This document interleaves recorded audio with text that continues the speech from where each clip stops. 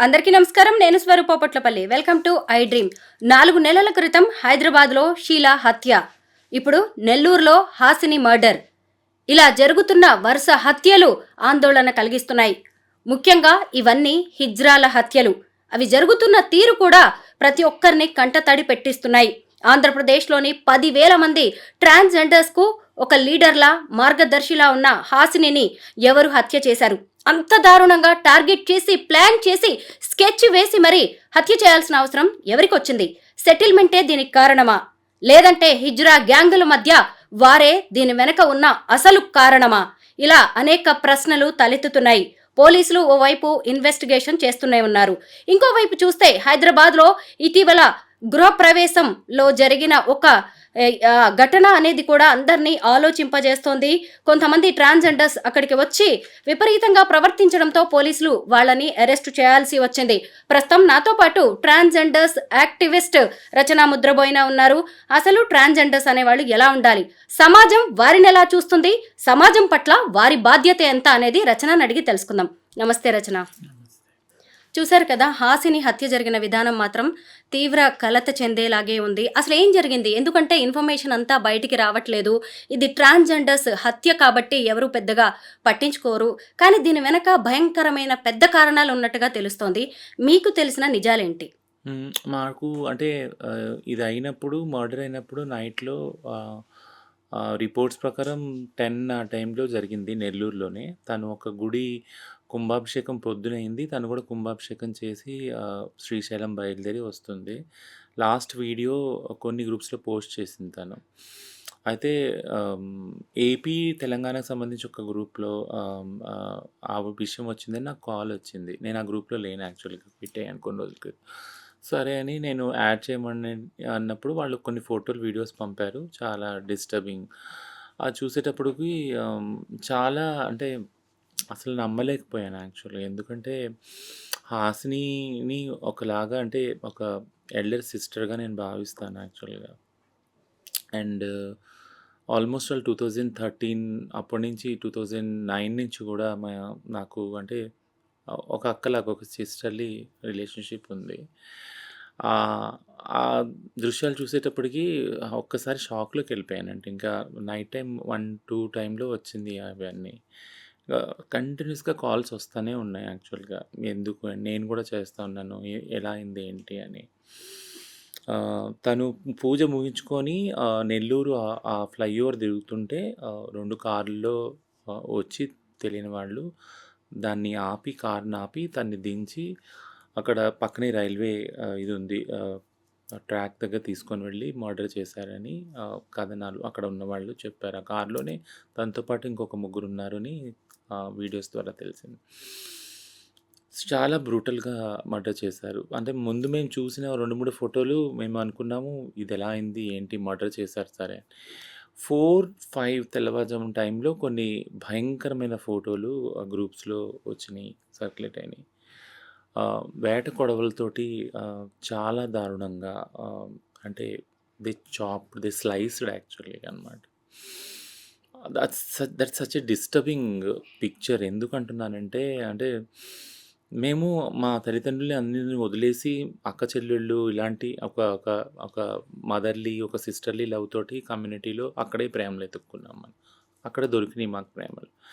అలాంటి రిలేషన్షిప్స్‌లో ఉన్న మాకు సాటి కమ్యూనిటీ అక్క కానీ, సోదరు కానీ అలాంటి పరిస్థితుల్లో చూసినప్పుడు చలించిపోయాం. అంటే ఎందుకు చలించిపోయామంటే భయం, ఒకలాంటి భయం.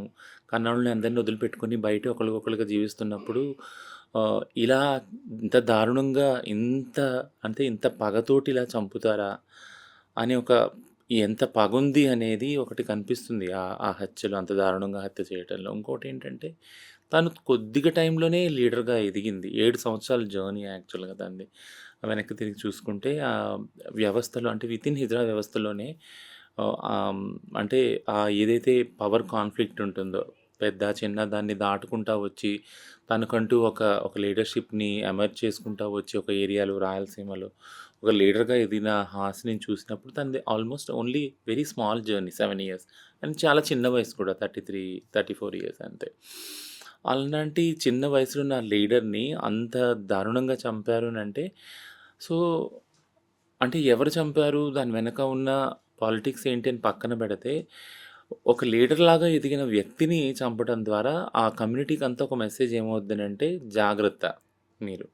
అంటే మీరు సమాజంలో మీరు ఎంత ఎదిగినా గానీ, ఎంత మీరు పవర్‌ఫుల్‌గా తయారైనా గానీ, but we can erase you.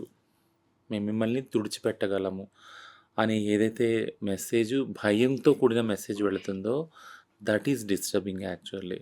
అంటే మమ్మల్ని ఎవరు తుడిచిపెట్టలేరని కొన్ని తరాలుగా మా మా ముందున్న తరాల వాళ్ళు ప్రూవ్ చేస్తారు కదా! హిజ్రా కమ్యూనిటీ గాని ఎవరున్నా గానీ, మీరు మమ్మల్ని ఇళ్ళలోంచి గెంటేసినా, ఎక్కడ పనివ్వకపోయినా, ఏవి మాకు వసతులు కల్పించకపోయినా మేము ఉంటాము. మమ్మల్ని భూమి మీద నుంచి మీరు ఇరేజ్ చేయలేరు, తుడిచిపెట్టలేరని ఆ సమాజం చెప్పింది. ఆ కమ్యూనిటీ చెప్పింది మొత్తం సమాజానికి, సొసైటీకి.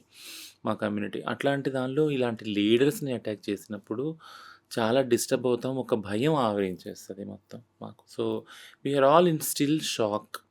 ఇంకా ఎవరు చేశారు? దీని వెనకాల ఎవరున్నారు? అని ఇంకా అంటే వెతుకుతున్నారు. ఇన్వెస్టిగేషన్ అయితే చేస్తున్నారు పోలీసుల్ని. ఒక ప్రెస్ మీట్ కూడా పెట్టాలని డిసైడ్ చేశాము. దాని ద్వారా పోలీస్ డిపార్ట్మెంట్‌కి చెప్పేది ఏంటి అనంటే, ఫెయిర్ ఇన్వెస్టిగేషన్ చేయండి. ఎందుకు ఇలా చంపవలసొచ్చింది? ఎవరున్నారు దీని వెనకాల? ఇలాంటిది మళ్ళీ రిపీట్ కాకుండా చూడండి. మీరు చెప్పినట్టు తెలంగాణలో 'షీలా' మర్డర్ చూసినాక అందులో సేమ్ క్రూయాలిటీ, సేమ్ బ్రూటాలిటీ ఉంది. ఇప్పుడు 'హాసిని' చూసాక కూడా అదే బ్రూటాలిటీ, అదే హింస. So, this is all disturbing actually. Yeah! అసలు దీని వెనక ఎవరున్నారు? ఒక బేల్దారి మేస్త్రి ఉన్నాడు. అతను శ్రీకాకుళం నుంచి నెల్లూరుకి వచ్చి అక్కడ స్థిరపడి సెటిల్మెంట్లు చేసే వరకు వెళ్ళాడు. అతనే ఈ హాసిని మర్డర్‌కి కుట్ర పన్నాడు. ఇంకొకటేంటంటే హిజ్రా గ్యాంగుల మధ్య ఉన్న వార్ అనేదే దీనికి కారణం. పైగా ఇంకొకటేంటంటే హాసినిని చంపిన విధానం గురించి కూడా మనం మాట్లాడుకోవాలి. అలా చాప్ చేసి మరీ చంపాల్సిన అవసరం ఏంటి? ఆమె మీద ఎంత ద్వేషం, పగ, కక్ష ఉంటే ఇలా చేసి ఉంటారంటారు? హ్మ్. అంటే ఇప్పుడు ఇందులో నాన్ ట్రాన్స్ కమ్యూనిటీని అంటే ఇప్పుడు మీరు చెప్పినట్టు కొన్ని ఎగ్జాంపుల్స్ ఏదైతే మీరు క్లూస్ ఇచ్చారో, మగవాళ్ళనే వాడారు ఈ హత్య కోసము. వెనకాల హిజ్రా కమ్యూనిటీ పాలిటిక్స్ ఉన్నాయా? లేదా నాన్ హిజ్రా కమ్యూనిటీ పాలిటిక్స్ ఉన్నాయా? అనేది నేను పక్కన పెడతాను. ఎందుకంటే ప్రతి కమ్యూనిటీలో పాలిటిక్స్ ఉన్నాయి. ముఖ్యంగా హిజ్రా కమ్యూనిటీలో పాలిటిక్స్ వస్తే చంపుకునే దాకా వెళ్తారనే దాన్ని నేను ఎప్పుడూ అడ్వకేట్ చేయను. దాన్నెప్పుడు I won't buy that actually. ఎందుకంటే హిజ్రా కమ్యూనిటీ మొత్తం సమాజానికి ఒక ఎగ్జాంపుల్ ఏం చూపించిందంటే, ఎంత పెద్ద గొడవైనా గానీ, ఎవరినెవరిని తిట్టుకున్నా గానీ, ఎవరంటే ఎవరికి పగున్నా గానీ, ద్వేషం ఉన్నా గానీ, ఒక మాట అయినా గానీ కూర్చొని మాట్లాడుకుందాం ఫస్ట్. అది ఆ మాట్లాడుకునే విధానం గూడా మీకు చెప్తే నమ్మరు. కొన్ని గంటలు, కొన్ని డేస్ నడుస్తది యాక్చువల్‌గా. అంటే ఇద్దరు కన్సెన్సస్ వచ్చే వరకు ఇద్దరు పార్టీలు గానీ, ఇద్దరు వ్యక్తులు గానీ ఆ డిస్కషన్ డైలాగ్ నడుస్తూనే ఉంటుంది. ఏంటి అనంటే దీని వెనకాల ఉన్న కారణం ఏంటి అనంటే, మనం అందరి చేత వెలివేయబడిన సముదాయం మనం. మనల్ని మన కన్నవాళ్ళు వదిలేశారు. అక్కతమ్ముళ్ళు, అన్నచెల్లెలు వదిలేశారు. గవర్నమెంట్ పట్టించుకోవట్లేదు. బట్ మీరు నేను కొట్టుకున్నప్పుడు, మనం వితిన్ కమ్యూనిటీలో గొడవైనప్పుడు, మనం రాజీకి రావాలి ఎక్కడో అక్కడ. నువ్వు ఒక మెట్టు తగ్గితే నేను ఒక మెట్టు తగ్గుతా. నువ్వు ఒక మెట్టు ఎక్కితే నేను ఒక మెట్టు తగ్గుతా. ఇలా ఎక్కడో అక్కడ ఒక అండర్‌స్టాండింగ్‌కొచ్చి ఒకళ్ళొకళ్ళు సమన్వయంగా చేసుకునే పద్ధతి హిజ్రా కమ్యూనిటీలో ఉంది. దాన్ని చటాయి అంటాం యాక్చువల్‌గా. సో, అలాంటి విధానాన్ని మొత్తం సమాజానికి చూపించింది హిజ్రా కమ్యూనిటీ యాక్చువల్. బట్ పగలు పెంచుకొని, ప్రతీకారాలు తీర్చుకొని, ప్రాణాలు తీసేంత వరకు హిజ్రా కమ్యూనిటీ వెళ్తుందంటే, I won't agree with that politics. ఇది సిస్ కమ్యూనిటీ పాలిటిక్స్ యాక్చువల్‌గా. నాన్ ట్రాన్స్ కమ్యూనిటీ ఆస్తుల కోసమో, లేదా ఇంకో దాని కోసమో, డబ్బుల కోసమో, దేనికోసమో, పదవుల కోసమో వాళ్ళు చేసుకుంటారేమో గానీ, మాకవివి లేవు కదా! మా సమాధ మా స మా సముదాయంలో ఉంది మేమే. మా తర్వాత కూడా మా వాళ్ళే ఉన్నారు. మేము ఏ ప్రాపర్టీ ఓన్ చేసినా అది మా వాళ్ళకే వెళ్తుంది. మేము ఏ నగలు కొనుక్కున్నా మా తర్వాత వాళ్ళు అది కట్టుకుంటారు. వాళ్ళు ఏ తల్లి కన్న బిడ్డలో కదా! వాళ్ళందరూ వచ్చి ఒక చోటకొచ్చినప్పుడు వాళ్ళకి ఫుడ్డు, ఒక షెల్టరు అన్నీ కల్పించేది మా సముదాయం కదా! అలాంటి దానిలో స్వార్థం అనేది ఎక్కడుంది అసలు? యాక్చువల్ లేదు. ఏదన్నా పొరపాటున ఏదన్నా మాట తూలి ఒక పెద్ద మాట, ఒక చిన్న మాట అయితే కూర్చొని మాట్లాడుకుంటాం గానీ, పగల దాకా వెళ్ళి, ప్రతీకార దాకా వెళ్ళి, ప్రాణాలు తీసుకునేంత పగలైతే మా సముదాయంలో ఉండవు. సో, ఇది మీరు చెప్పినట్టు ఖచ్చితంగా బయట ఏదైతే సముదాయం బయట ఏదైతే ఉన్నారో నాన్ ట్రాన్స్ వాళ్ళు, వాళ్ళ దగ్గర నుంచే వచ్చింది. బట్ నేనొకటి చెప్పేది ఏంటి అనంటే, ఒకవేళ ఇది నాన్ ట్రాన్స్ వాళ్ళ నుంచి వస్తున్నా గూడా, అంటే వాళ్ళకి ఇంకెవరు దొరకలేదా యాక్చువల్‌గా? అంటే ప్రతి ఒక వ్యక్తి సమాజంలో ట్రాన్స్ వాళ్ళని చూడంగానే ఒకలాంటి జాలి, ఒకలాంటి సింపతి, ఎంపతి వస్తుంది యాక్చువల్‌గా కదా! కరుణ, జాలి అయ్యో! వీళ్ళెవరూ లేరు వీళ్ళకి అనే జాలితోటే ఒక రూ. 10 తీసిచ్చినా ఇస్తారు వాళ్ళు అడుక్కోటానికెళ్ళినప్పుడు అది. వీళ్ళనేం అనకూడదు. ఎందుకంటే దేవుడు వీళ్ళతో ఉంటాడు. వీళ్ళ తల్లిదండ్రులు లేరు కాబట్టి వీళ్ళ మాట పడకూడదు మనము. దేవుడు వీళ్ళతోటి ఉంటాడు ఎప్పుడు. ఎందుకంటే ఎవ్వరు లేనోళ్ళు కాబట్టి దేవుడు ఉంటాడని నమ్ముతారు.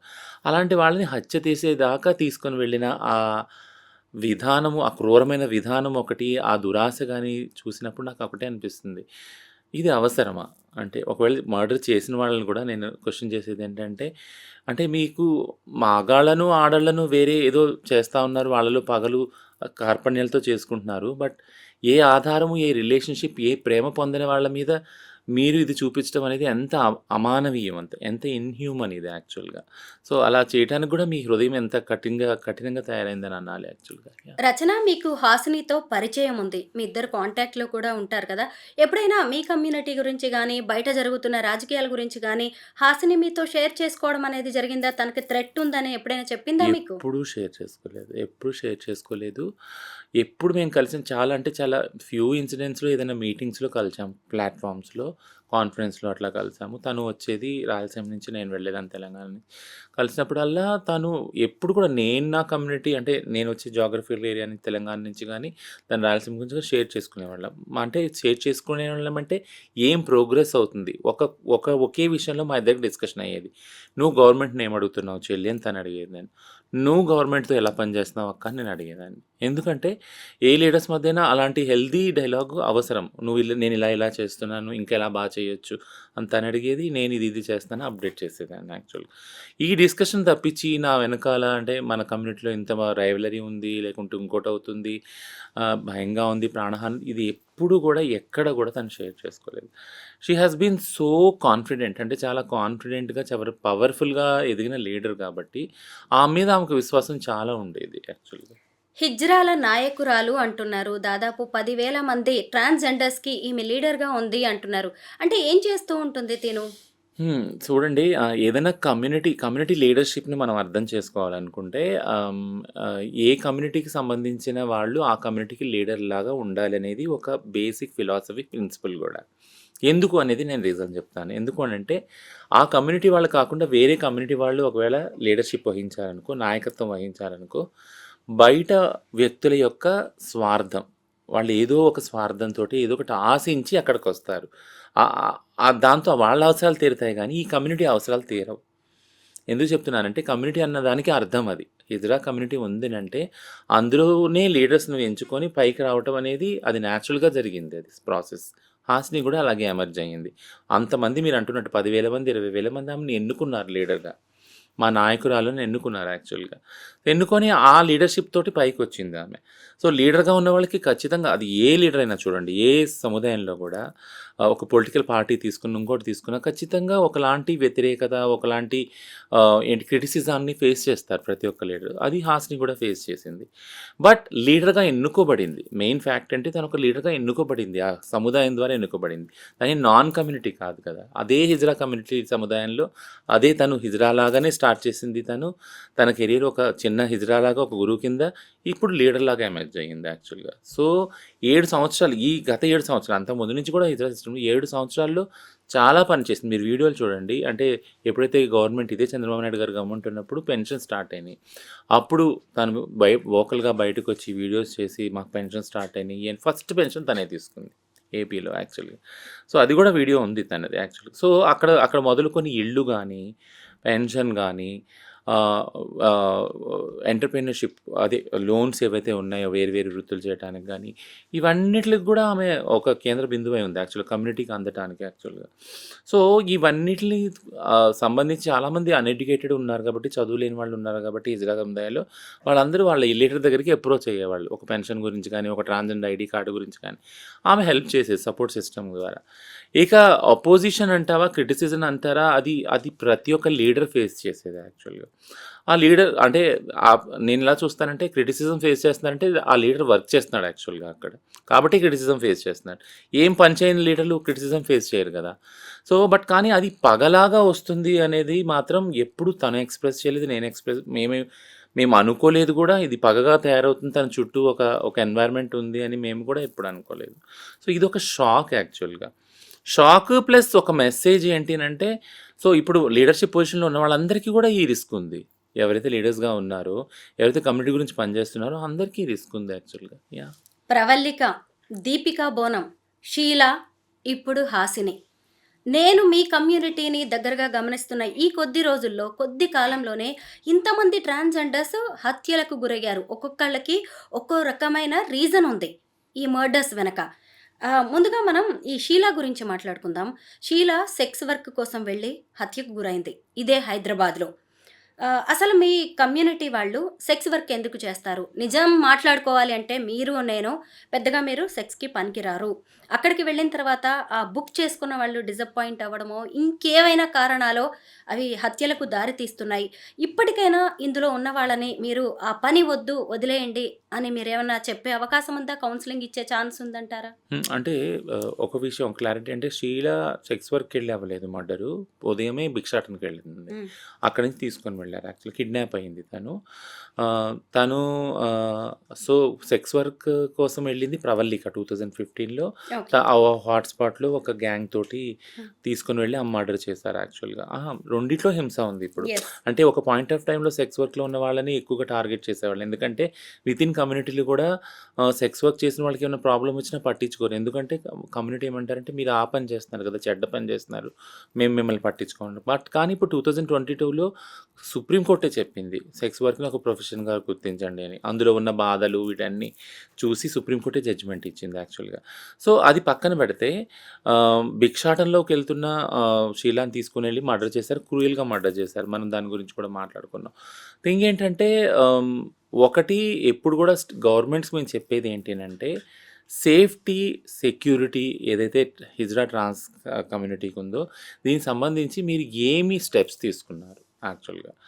ఇప్పుడు అంటే ఒకళ్ళు చనిపోయేంత వరకు వచ్చిందంటే, అది అనేది లాస్ట్ స్టెప్ మన కళ్ళకు కనిపించేది. దాని వెనక ఎంతో వైలెన్స్ అయ్యాక అట్ ద ఎండ్ వాళ్ళు చంపడానికి ట్రై చేస్తున్నారు, చంపుతున్నారు యాక్చువల్గా.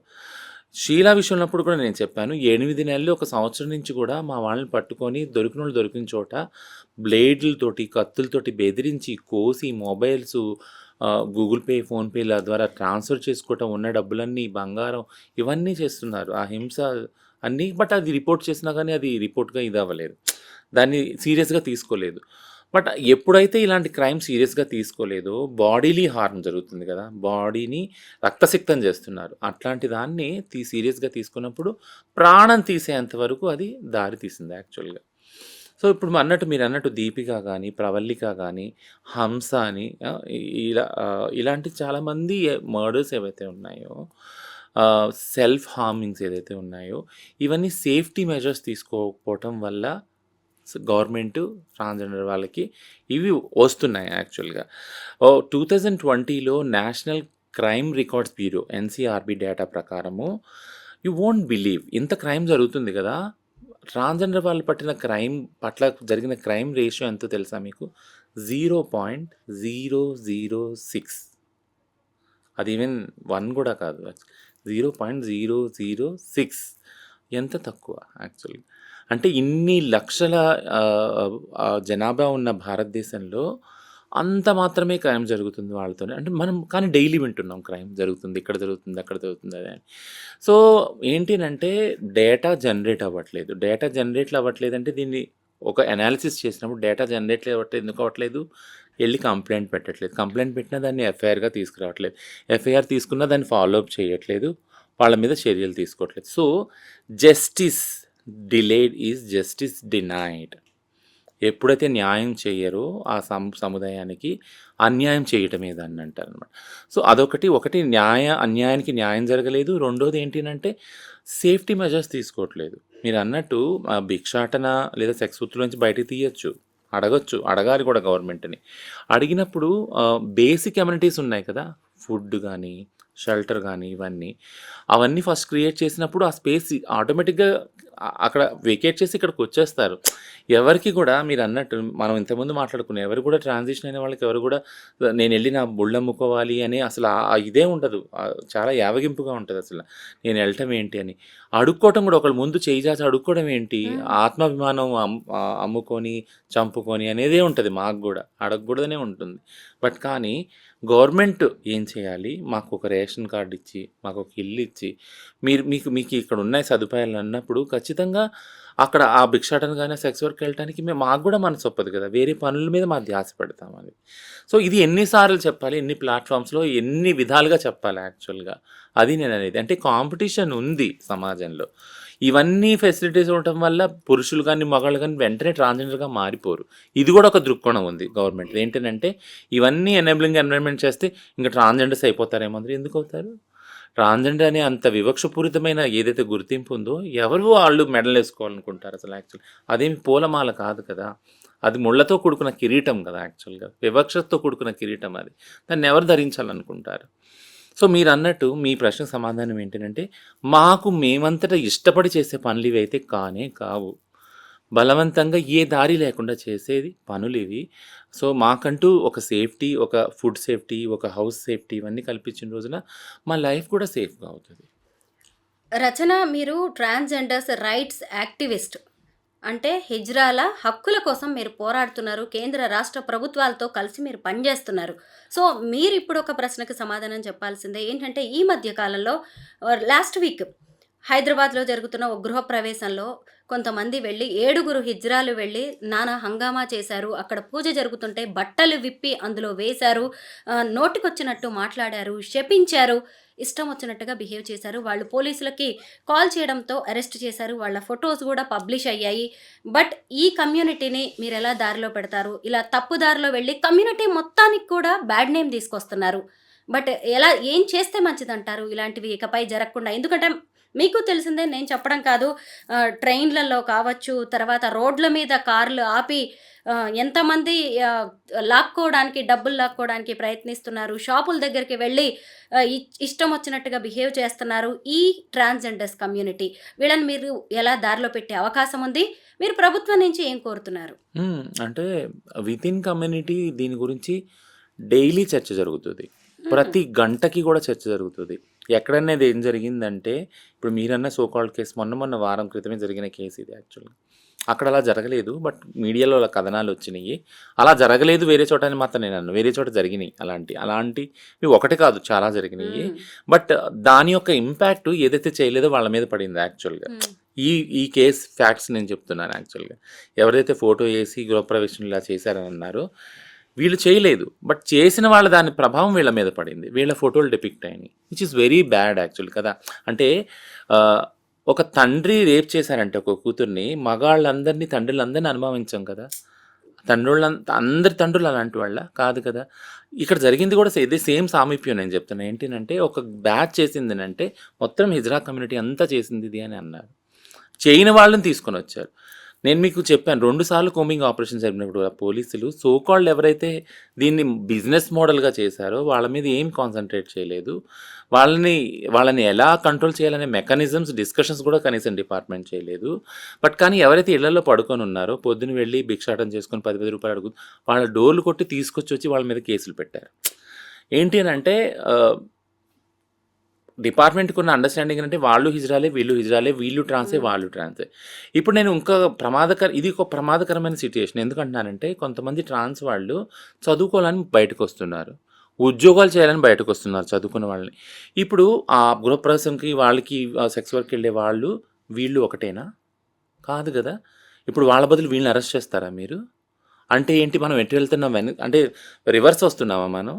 ఏదైతే సాఫ్ట్ కార్నర్ ఉందో ట్రాన్స్ వాళ్ళకి, హిజ్రా వాళ్ళకి అది మాకు అర్థమవుతుంది డిపార్ట్మెంట్‌కి గానీ, సమాజంలో గానీ. కానీ క్రైమ్ చేస్తే క్రైమేనే. A crime should be judged not based on the gender but on the modus ఆపరాండి.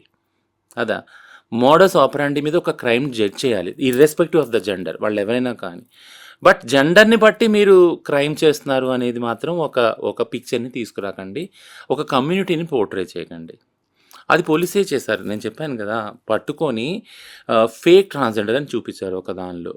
ఒక సో కాల్డ్ పోలీస్ ఆఫీసర్ కూడా మీడియాలోకెళ్ళి చెప్పారు. అంటే ఫేక్ ట్రాన్స్‌జెండర్స్ అంటే ఎలా ఫేక్ ఉంటారు? ట్రాన్స్‌జెండర్ వాళ్ళ విషయాల్లో ఏంటినంటే సో కాల్డ్ ఏదైతే అంటే బయటికి పంపించి పిల్లల ద్వారా అడుక్కోనించి ఇలా డబ్బులు ఏదైతే సంపాదిస్తున్నారో లేదా అంటే సో కాల్డ్ ఆర్గనైజ్‌గా వాళ్ళున్నారు.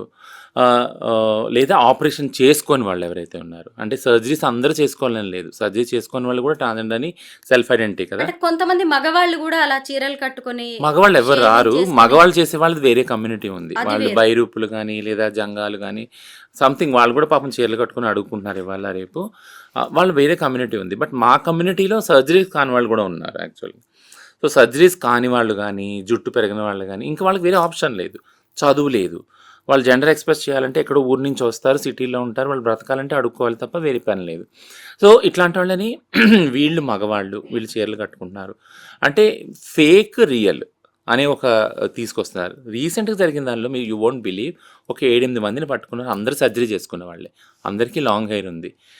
పొద్దున చూసేటప్పటికి వాళ్ళనందరిని కూర్చోబెట్టి ఫోటో తీసి ఫేక్ ట్రాన్స్‌జెండర్స్ ర్యాకెట్ అని పెట్టాను నేను.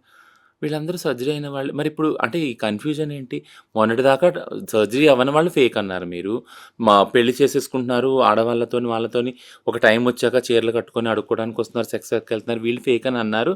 అక్కడ మీ కన్‌ఫ్యూజన్ మాకు అర్థమైంది. ఇప్పుడు మరి సర్జరీ చేసుకున్న వాళ్ళని కూడా ఇక మీరు వచ్చి ఫేక్ అని అంటున్నారు. So, what according to you is fake and real actually? అంటే అది పోలీస్ డిపార్ట్‌మెంట్‌కే కాదు. సొసైటీ విషయంలో కూడా ఆ కన్‌ఫ్యూజన్ ఉంది. దాన్ని పోగొట్టాల్సింది కూడా ట్రూ. మీరే. ఎందుకంటే యెస్. మాకు తెలియదు కదా! ఎలా యెస్. ఉంటాయి సో, మీ కానీ బిహేవియర్. అది పోగొట్టడానికి ఒక ఛాన్స్ అంటూ దొరకాలి కదా! హ్మ్. ఒక ప్లాట్‌ఫార్మ్ అంటూ దొరకాలి కదా! యూ వోంట్ బిలీవ్ మన దగ్గర ఒక ప్రైడ్ ప్లేస్ అని పెట్టినప్పుడు ఒక డెస్క్ చాలా సార్లు మేము రిప్రజెంటేషన్స్ గత 3 సంవత్సరాలుగా మేము ట్రాన్స్‌మార్చ్ కలెక్టివ్ ద్వారా రిప్రజెంటేషన్స్ ఇస్తున్నాం. సార్ ఇన్ని జడ్జిమెంట్లు వచ్చినాయి. 2014 నుంచి తెలంగాణ ఫార్మ్ అయిన దగ్గర నుంచి కూడా 2018 జడ్జిమెంట్ ఉంది. నవతేజ్ జోహార్‌ది నాల్సా జడ్జిమెంట్ ఉంది. యాక్ట్ వచ్చింది. రూల్స్ వచ్చినాయి. Transgender person protection of rights అని.